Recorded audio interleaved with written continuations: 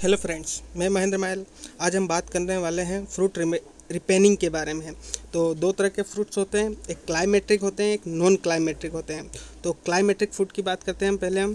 तो climacteric fruit वे food जो harvesting के बाद भी पक जाते हैं, जिनकी रेस्पिरेशन क्रिया चलती रहती है हार्वेस्टिंग के बाद भी, उनको क्लाइमेट्रिक फूड बोलते हैं। ठीक है, क्लाइमेट्रिक फूड चलिए पढ़ लेते हैं क्या होता है क्लाइमेट्रिक फूड। तो climacteric food are defined as fruits that enter climacteric phase after harvest के बाद जो क्लाइमेट्रिक फेज में इंटर कर जाता है। Okay, they continue to ripen के पकने के लिए कंटिन्यू रहता है। During the ripening process the fruit emit ethylene along with increased rate of respiration. तो रेस्पिरेशन की रेट में इंक्रीज हो जाती है, जिसके कारण वो पक जाते हैं।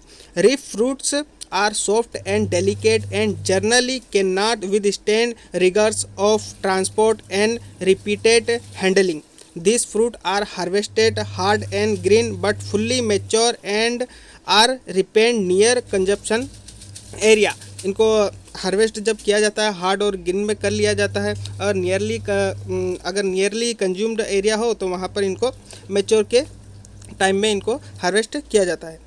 तो small dose of ethylene is use to induce ripening process. तो स्मॉल डोज इसका इथिलीन का यूज़ करते हैं, जो कि फ्रूट पकाने में इथिलीन गैस होती है। ओके, तो ripening process under control condition of temperature and humidity. Okay, अब इसके एग्जांपल की बात कर लेते हैं। तो क्लाइमेटिक फूड में कौन कौन से एग्जांपल आते हैं। तो क्लाइमेटिक फूड में आता है आपका mango, banana, papaya, guava, sapota, kiwi, fig, apple, passion fruit, apricot, plum और पियर। ओके, ये हो गए आपके क्लाइमेट्रिक फूड। अब हम बात कर लेते हैं नॉन क्लाइमेट्रिक फूड।